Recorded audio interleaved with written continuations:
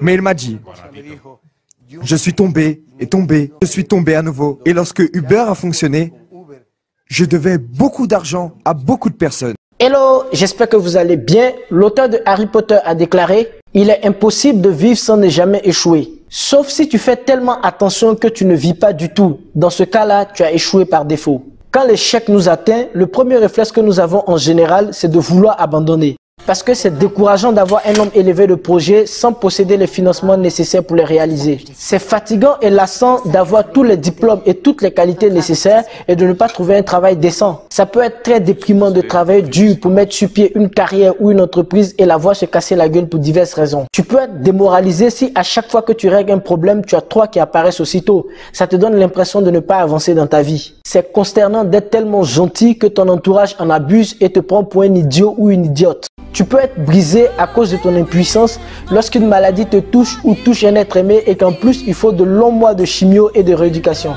Si tu es dans l'un de ces cas, tu peux avoir une bonne raison pour déprimer. Mais avant d'abandonner, regarde ça. Il y avait un homme relativement jeune. Il a dit, savez-vous qui je suis? Je ne sais pas, j'ai dit un acteur. Il a dit non, j'ai fondé une entreprise appelée Uber. Le lendemain, j'ai regardé la valeur de l'entreprise et elle était de 44 milliards de dollars. Mais il m'a dit, je suis tombé et tombé, je suis tombé à nouveau. Et lorsque Uber a fonctionné, je devais beaucoup d'argent à beaucoup de personnes. Robert Kiyosaki a déclaré « L'échec fait tomber le perdant, mais il inspire le gagnant ». C'est ton niveau de détermination après un échec qui détermine si tu es un perdant ou un gagnant. Le gagnant tire des leçons de ses échecs et se lance à nouveau. Pour être un gagnant, il faut être ultra déterminé après chaque échec. Après un échec, le perdant a deux comportements possibles. Soit il n'entreprend plus, soit il entreprend mais avec beaucoup moins de détermination. Alors vas-tu te comporter comme un perdant parce que tu ne trouves pas de financement pour tes projets ou que tu n'as pas un travail décent? Vas-tu désespérer parce que tes problèmes ne font que se multiplier ou que les gens abusent de ta gentillesse?